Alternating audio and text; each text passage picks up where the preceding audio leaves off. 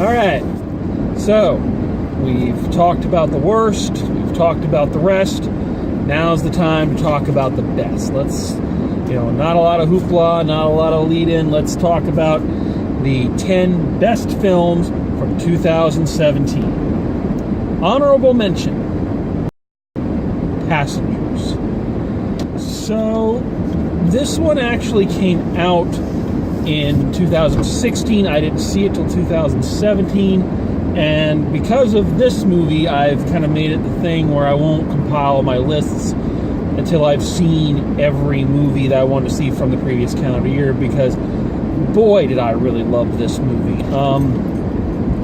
Reminds me a lot of Gattaca in its approach.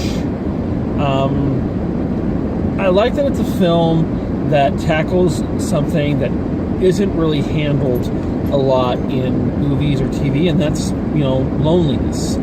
And what that does to a person and what you will do to, not feel lonely anymore. And you'll go to some extremes. I'm not going to say I was like this guy, but I've had long stretches where I felt, that isolated.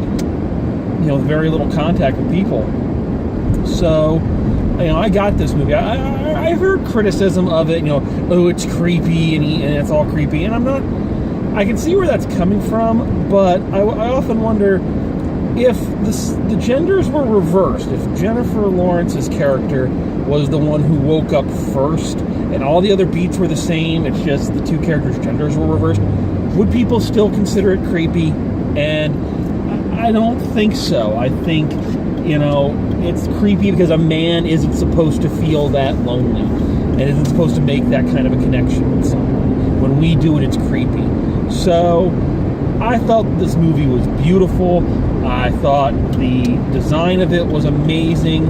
I just really loved this movie. So I wanted to give it a shout out before moving on. Number 10, The Greatest Showman.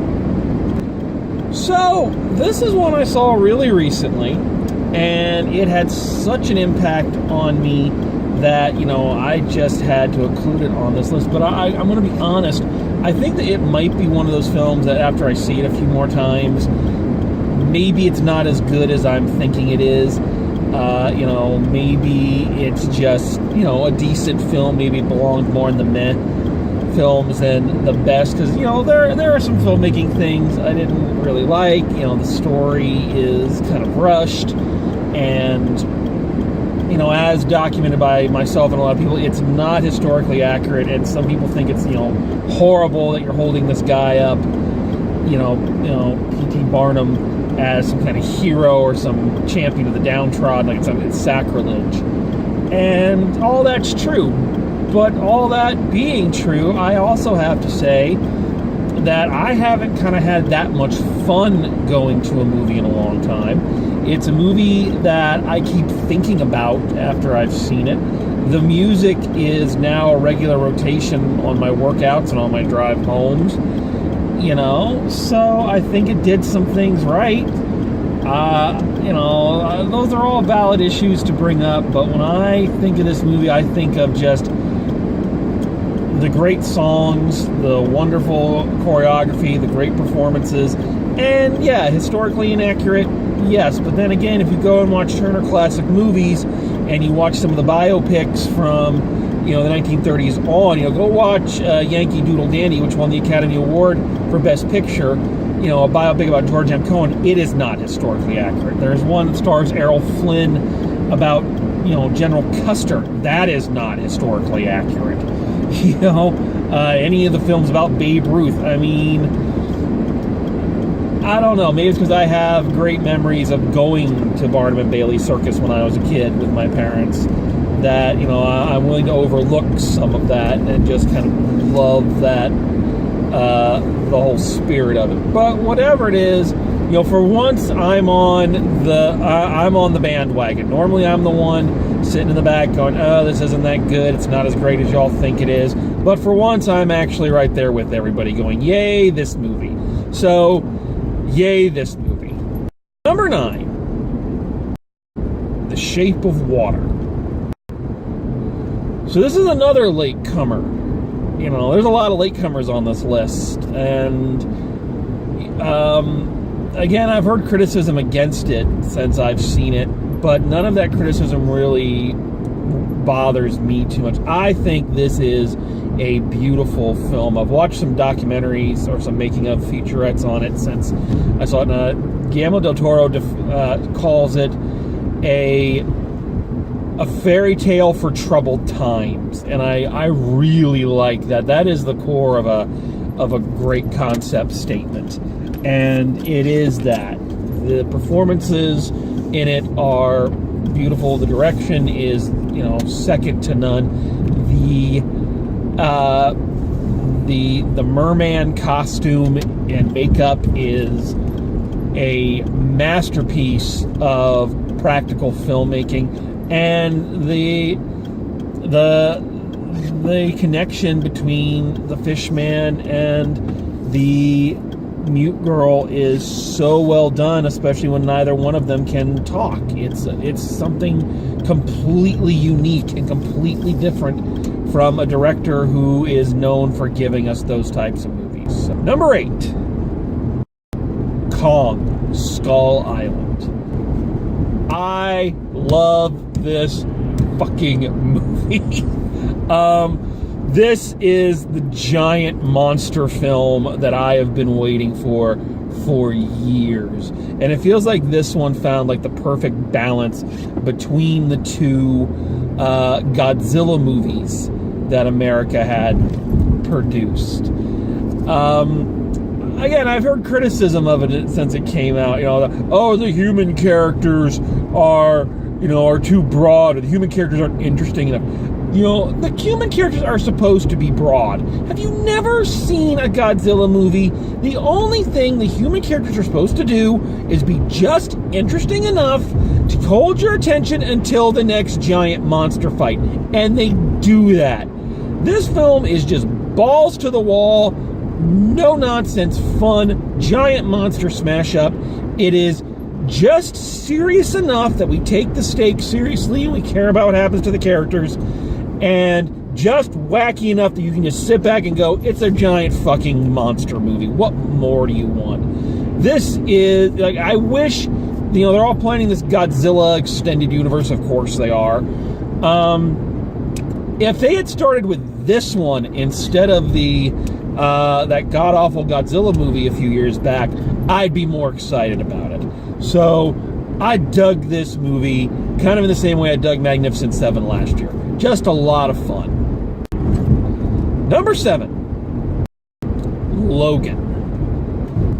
So, the one comic book movie that makes it on this list, and it was a comic book movie unlike any other. It was one that I remember I didn't know if I liked when I first saw it, but I've watched it several times since, and yeah, I mean, it is so different from any of the comic book movies out there, so bleak in its depiction, so just out of left field. I think we got to give a lot of credit to 20th Century Fox. It's always easy to come down on the studio when things like Fanforstic or the Amazing Spider-Man movies or any of the X-Men films. When things don't go well, it's very easy to blame the studio. But I think here we got to give Fox a big, thumbs up for letting Hugh Jackman make the movie he wanted to make and not getting involved too much. I think that's what really made the difference. And quite a way for Hugh Jackman to bow out of the part of Wolverine. Great performance. I wish he wouldn't have slept so much during the film, but and I also, as I said in my review, I think we also got nobody really mentioned it, but as far as we know, this is Patrick Stewart's last turn as Professor X, and nobody kind of gave him praise for that. And again, common themes: young actresses really stepping up. Young Daphne, whatever her last name is, sorry, as Laura X-23. Damn, what a role! And you can keep Wonder Woman. I think that is the hear me roar role of the year. So, like I say, very different from any of the other comic book movies on this list, and I think it needed to be to give one of the standout comic book movie performers, the send-off he and they deserve. Number 6, Battle of the Sexes.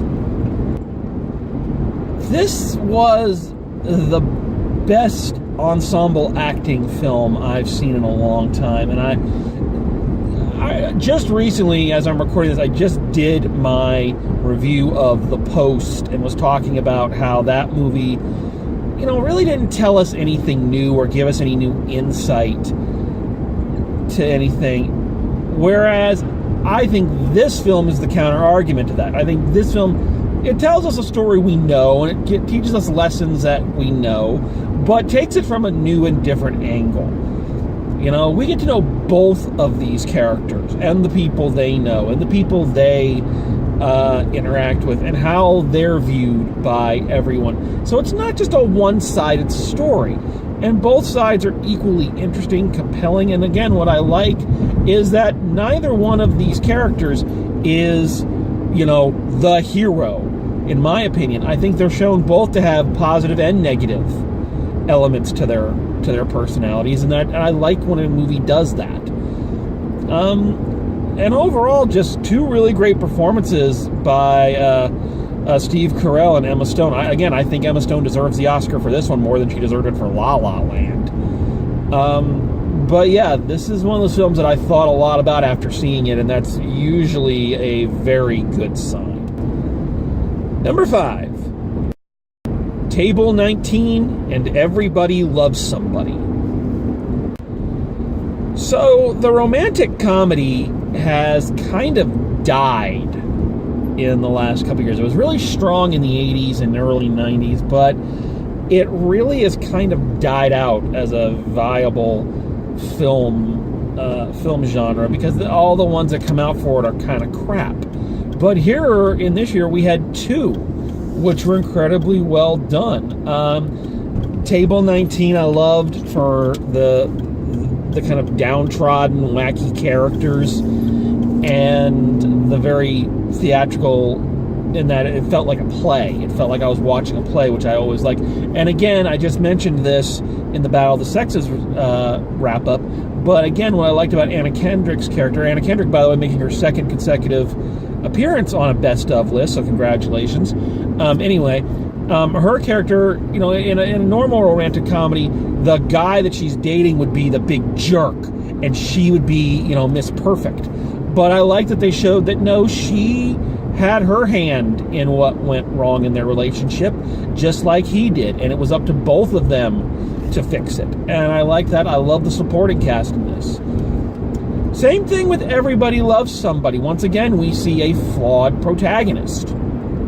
And not maybe tragically flawed, maybe not horribly flawed, but not perfect, which I think is the key to a great character. I also like that this was a bilingual movie, which you don't see many of, and I think that's great given our, where we're kind of at as a country right now. And this is just a sweet film, and again, a very adult one. A film that's adult enough to tell you that, yeah, this person you love passionately might not be the best for long-term commitment. It might not work, even if the passion is there and the love is there. That doesn't mean that it's going to work out long-term. And I like seeing both characters coming to grips with that. So if you didn't see either one of these movies, I highly recommend going and checking them out, because I think they are what romantic comedies could be and should be going forward. Number 4, Molly's Game. Yet another latecomer, yet another second consecutive award. Miss Jessica Chastain making her second year on my top 10 list.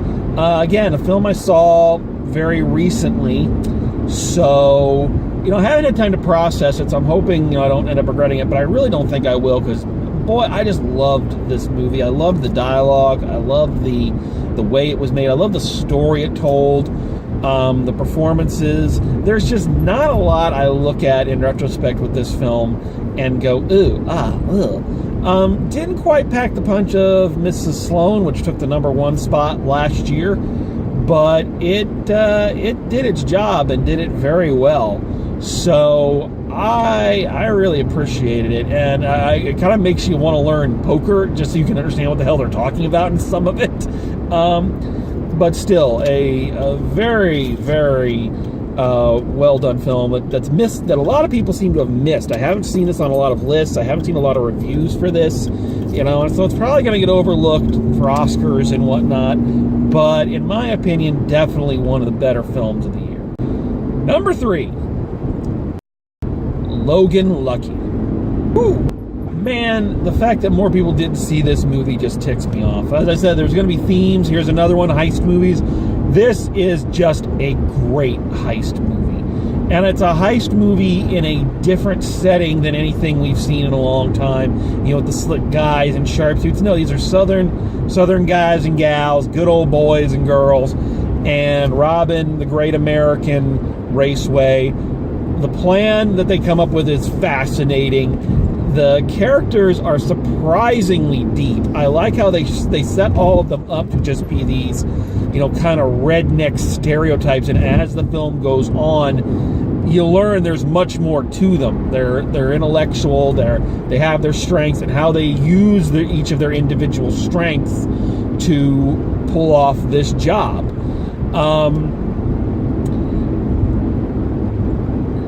This is the film that made me give a thumbs up to Channing Tatum, I think that's Channing Tatum, yeah, and I can't remember which one he is, whichever one. I think it's Channing Tatum, and go, dude, you actually can act, because for years it was, you're just another one of those Hollywood pretty boys. I have no idea who you are. You look like all the other ones. But it's like, no, he actually pulled this off and carried the movie well.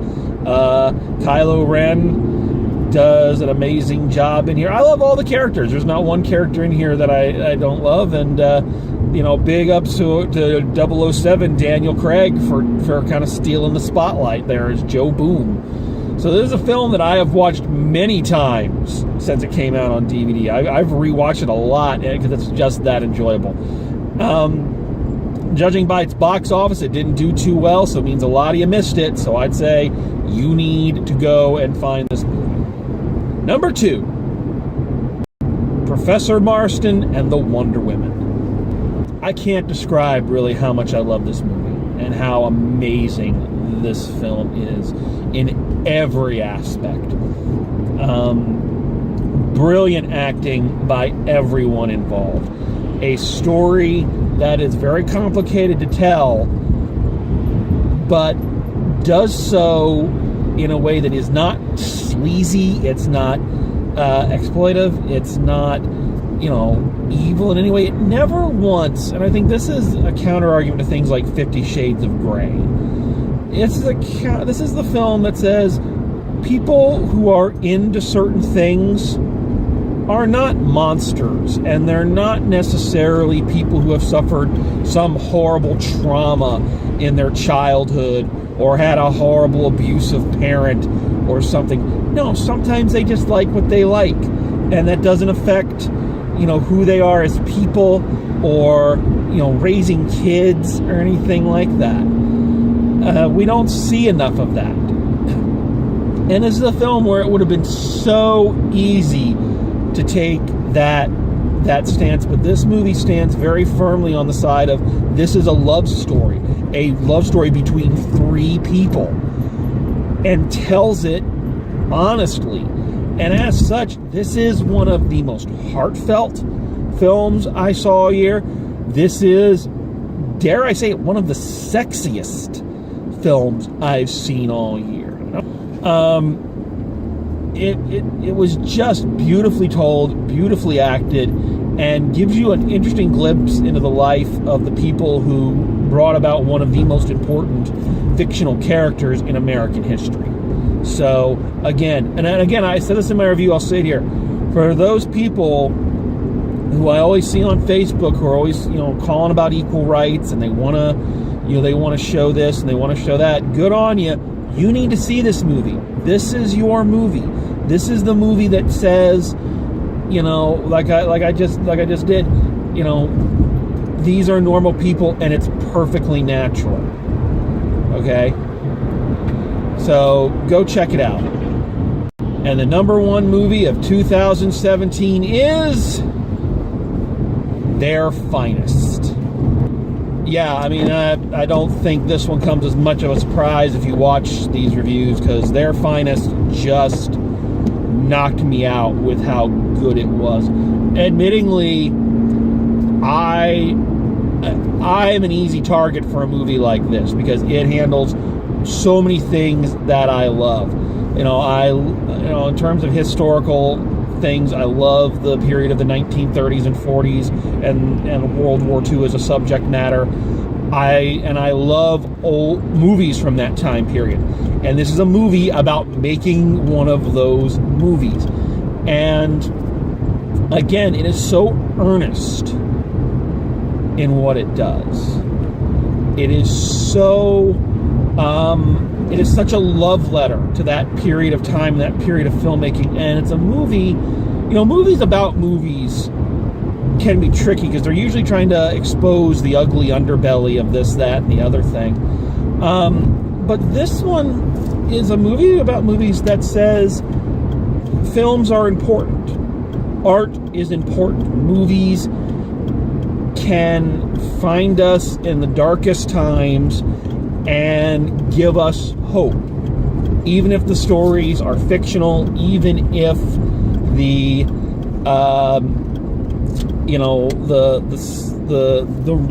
true story has been altered, a movie can still serve a wonderful purpose. This film would be kind of an excellent rebuttal to some of the criticisms about The Greatest Showman and its historical inaccuracies. But does that mean that the feelings that it invoked in its audience are any less? Brilliant and underappreciated and understated performances by the entire cast. This was the year the female director directed by a woman and directed beautifully. I think she should get some praise. And an excellent female lead. So, again, this is a film that was very quiet in its release.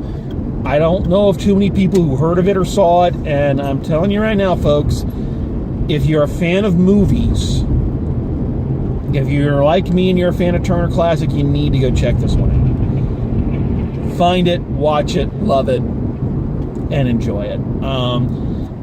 So those were them. Some good movies this year. I'm looking forward to 2018 at the movies and seeing what comes our way, and who knows what's going to top this list next year.